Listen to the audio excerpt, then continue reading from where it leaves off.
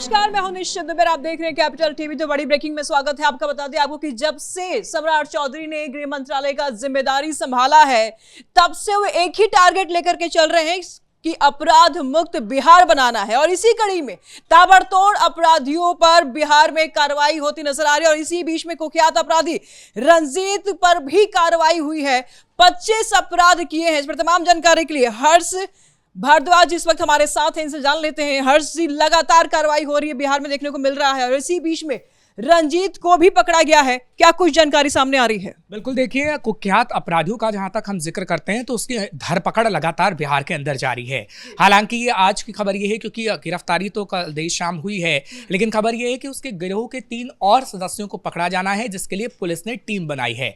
रंजीत यादव की अगर हम बात करते हैं तो 25 मुकदमे उस पर दर्ज हैं, अपहरण के, हत्या के, कई और ऐसे मुकदमे दर्ज हैं, जिसके खिलाफ हम देख रहे हैं रंजीत यादव के खिलाफ लगातार काम कर रही थी पुलिस, और उसकी दबिश के लिए टीमें भी बनाई गई थी, जिसके बाद ये पकड़ा गया है। हालांकि इसके गिरोह के सदस्यों में 5 और सदस्य हैं, जिसकी गिरफ्तारी जल्द ही होगी, पुलिस ने ऐसा दावा किया है। और पुलिस की तरफ से जो प्रेस कॉन्फ्रेंस की गई है उसमें बाकायदा बताया गया है कि कैसे इसकी धरपकड़ की गई, कैसे एक पूरा प्लान बनाया गया, फिर इसकी गिरफ्तारी की गई है। क्योंकि कई दिनों से ये भागा भागा फिर रहा था, पुलिस से छुप रहा था, लेकिन पुलिस ने आखिरकार इसे दबोच लिया है। लेकिन सवाल ये है कि जो इसके गिरोह के और सदस्य हैं, हालांकि इस गिरोह के पहले सदस्य की अगर हम बात करते हैं तो उसके एनकाउंटर में मौत भी हो गई थी जब पुलिस ने एनकाउंटर किया था, लेकिन अब 3 से 4 और भी सदस्य हैं जिनकी गिरफ्तारी होनी है और पुलिस जल्द से जल्द एक्शन लेगी। और आपने सही कहा कि सम्राट चौधरी के गृह विभाग संभालने के बाद हमने देखा कि किस तरीके से ताबड़तोड़ एक्शन हो रहा है। लेकिन सवाल ये भी है, जिस तरीके से विपक्ष भी पूछने का काम कर रहा है, क्योंकि बिहार की अगर हम बात करते हैं तो आंकड़ों में डीजीपी विनय कुमार जरूर बता रहे हैं कि बिहार में अपराध की कमी हो रही है। वो ये जरूर बता रहे हैं कि कुख्यातों को पकड़ा जा रहा है, लेकिन बिहार के अंदर अभी भी दुष्कर्म के केसेस सामने आ रहे हैं, बिहार के अंदर अभी भी चोरी की घटनाएं सामने आ रही हैं। ऐसी कई घटनाएं हैं जो हमें देखने को मिली है। अगर सरकार ये दावा ठोक रही है और सरकार ये कह रही है कि हमारा लक्ष्य अपराध मुक्त बिहार बनाना है, तो आपको बड़ी तेजी से कार्रवाई करनी होगी। दिखावे महज वो कार्रवाई आप मत करिए। फिलहाल कार्रवाई तो तेजी से हो रही है, लेकिन विपक्ष का ये आरोप है कि दिखावे के लिए सिर्फ ये कार्रवाई होती है, कुख्यातों का एनकाउंटर कर दिया जाता है ताकि इनामी जो अपराधी होते हैं उसके बारे में पुलिस बताए, और सम्राट चौधरी विनय कुमार रीलबाजी करते हैं कि किस तरीके से हमने अपराधियों को मार गिराया है। बिल्कुल हर्ष जी, इस बीच में ये भी खबर सामने आ रही कि 10 अपराधियों की लिस्ट बनाए गए हैं, जिसमें से रंजीत भी शामिल था। और बाकी अपराधियों को पकड़ने के लिए क्या कुछ कार्रवाई हो रही है? देखिए, इससे पहले जब डीजीपी विनय कुमार ने प्रेस कॉन्फ्रेंस की थी, क्योंकि बिहार में डीजीपी विनय कुमार ने जब से सरकार आई है, जब से 6 प्रेस कॉन्फ्रेंस की हैं, और हाल ही में जब पिछले हफ्ते प्रेस कॉन्फ्रेंस दी थी उनकी, तो उन्होंने कहा था कि 300 की हमने लिस्ट बनाई है। लेकिन उसमें जो 10 कुख्यात हैं, क्योंकि अलग अलग इलाकों के लिए अलग अलग ये लिस्ट बनी है, और जहां तक हम रंजीत यादव की बात करते हैं तो ऐसे 10 कुख्यातों की लिस्ट बनाई गई थी, जिसके बाद रंजीत यादव की गिरफ्तारी हो गई है। अभी कुछ और लोगों की गिरफ्तारी होनी है। गछिया से 10 लिस्ट बनाई गई थी, जिसमें से रंजीत यादव भी थे, और अब लगातार बाकी 9 अपराधियों पर भी नकेल कसने की तैयारी पुलिस की हो रही है। बिल्कुल, टीम बना दी गई है, टीम गठित कर दी गई है, और जल्द ही आपको खबर मिलेगी। कैपिटल टीवी बिहार ही सबसे पहले अपने दर्शकों को खबर बताएगा कि कैसे उनकी धरपकड़ की गई है। क्योंकि देखिए, सवाल बड़ा है। आप अगर वाकई अपराध मुक्त बिहार चाहते हैं तो आपको तेजी से काम करना होगा, क्योंकि बिहार के अंदर आपने बता तो दिया कि कैसे हम बुलडोजर चला रहे हैं, आपने बता तो दिया कि कैसे एनकाउंटर हो रहे हैं, लेकिन आखिर फिर वो खबरें क्यों आ रही हैं कि बिहार में किसी महिला के साथ दुष्कर्म हो रहा है? आखिर वो खबरें क्यों आ रही हैं कि कोई भी छात्रा हॉस्टल तक में सुरक्षित नहीं है? सरकार पर सवाल नहीं उठने चाहिए। ठीक है, सम्राट चौधरी के पास गृह विभाग है, लेकिन पूरी जिम्मेदारी नीतीश कुमार के पास है। नीतीश सीएम है, और कहीं ना कहीं प्रशासन को इसका जिम्मा तो उठाना होगा। हम ये नहीं कह रहे हैं पूरी तरीके से कि प्रशासन काम ही नहीं कर रहा है या प्रशासन ने जिम्मा नहीं संभाला हुआ है। प्रशासन के पास जिम्मेदारी है, प्रशासन बाकायदा काम कर रहा है, लेकिन काम उस स्तर पर होना चाहिए जो 2005 के बाद नीतीश सरकार ने वादा किया था कि 2005 के बाद अब एनडीए गवर्नमेंट आ गई है तो बिहार से अपराध को हम पूरी तरीके से खत्म करेंगे। हाँ, इतना जरूर है कि ठीक है कि दुष्कर्म के मामले बिहार के अंदर सामने आते हैं, लेकिन बिहार की महिलाएं सुरक्षित जरूर बिहार में हुई हैं पहले के मुकाबले। लालू प्रसाद यादव की सरकार के मुकाबले, क्योंकि खुद हमने बिहार की महिलाओं से बातचीत की है तो उनका साफ तौर पर यही कहना था कि 6 बजे के बाद हम बाहर नहीं निकल सकते थे बिहार के अंदर रात में। लेकिन जब से एनडीए की गवर्नमेंट आई, जब से हमें भरोसा बढ़ा है और आज हम जॉब भी करने जाते हैं और आज हम सुरक्षित भी महसूस करते हैं।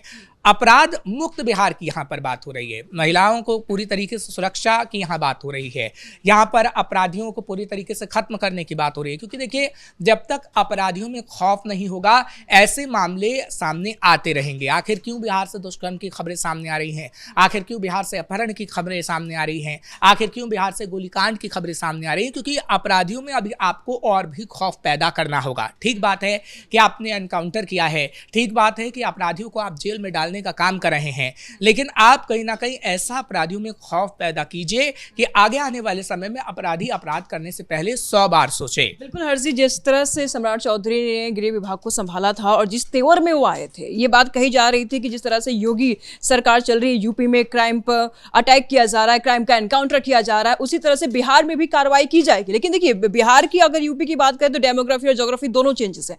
क्रिमिनल की रेंजेस की अगर बात कर ले, क्रिमिनल की रेट्स की बात कर ले तो यूपी में भी अलग है, बिहार में भी अलग है। लेकिन जिस पैमाने पर यूपी में कार्रवाई हो रही है और हुई है अब तक, क्या उसी पैमाने पर बिहार में भी कार्रवाई देखी जा रही है? देखिए, सख्त कार्रवाई करनी होती है। उत्तर प्रदेश की अगर हम बात करें, ठीक है, आपने उत्तर प्रदेश का मॉडल जरूर अपनाया है, लेकिन उत्तर प्रदेश में जिस तरीके से सख्ती से कार्रवाई की गई है उसी तरीके से आपको बिहार में भी सख्ती दिखानी होगी। ये नहीं कि आप सिर्फ कैमरा के सामने दिखावा करें, आपको ऑफ कैमरा भी काम करना होगा और आपको जमीनी स्तर पर कहीं ना कहीं लोगों में ये विश्वास जगाना होगा कि हम बिहार से अपराध का खात्मा कर रहे हैं और बिहार वासियों में ये भरोसा हो कि अगर हम बिहार के अंदर हैं तो हम सुरक्षित हैं।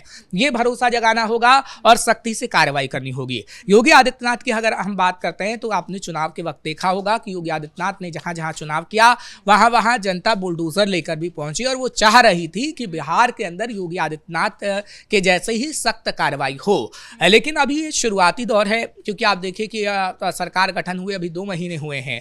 अभी आगे आने वाले समय में क्या सख्त कार्रवाई होती है तो वक्त ही बता पाएगा। लेकिन हाँ, आपने जो जनता से वादे किए थे, क्योंकि योगी आदित्यनाथ की तरफ से भी वादा किया गया था जब वो स्टार प्रचारक के तौर पर बिहार में उतरे थे कि बिहार में भी उत्तर प्रदेश जैसी ही कार्रवाई होगी, माफियाओं को ठोका जाएगा और साथ ही साथ अपराध मुक्त बिहार बनेगा। और आज उसी विश्वास पे जो उन्होंने योगी आदित्यनाथ पे भरोसा किया, क्योंकि अभी देखिए एनडीए की गवर्नमेंट है, तो वो भरोसा किस तरीके से अभी जीतती है सरकार और किस तरीके से एक्शन होता है ये देखने वाली बात होगी। क्योंकि देखिए, ये तो ठीक है कि इससे पहले भी आपने बड़ा एनकाउंटर किया था और उसकी तस्वीर बिहार के अंदर हमने देखी थी, मीडिया ने खूब दिखाया, खूब बताया कि कैसे एनकाउंटर हुआ है। लेकिन अभी शुरुआती 2 महीने के अंदर आपने शुरुआत तो अच्छी की है, लेकिन इस शुरुआत को और बेहतर आपको करना होगा। क्योंकि आपने शुरुआत तो अच्छी की, लेकिन उसके बाद हमने देखा कि जो मामले बिहार के अंदर से आए हैं वो सवाल खड़े करते हैं। हाँ, एनसीआरबी के आंकड़े का भी यहाँ पर जिक्र करते हैं, क्योंकि एनसीआरबी का आंकड़ा ये तो कहता है कि बिहार में अपराध कम हुआ है, उतना नहीं हुआ। हाँ, अपहरण के मामलों में ज़रूर कमी आई है और हत्या के मामले में ज़रूर कमी आई है, लेकिन दुष्कर्म के मामले ज्यों के त्यों बने हुए हैं, उसमें 2% की महज कमी आई है, जो एनसीआरबी का डाटा बिहार के लिए कहता है।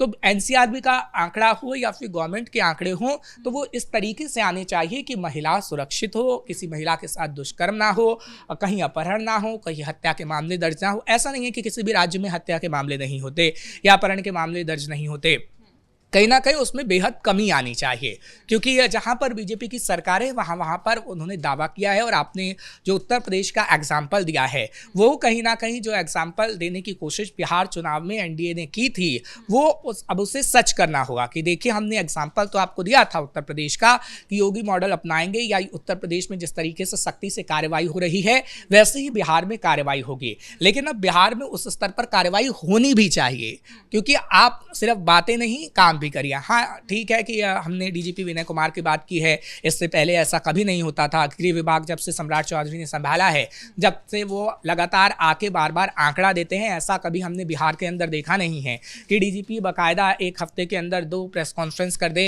या 2 महीने के अंदर 6 प्रेस कॉन्फ्रेंस कर दे।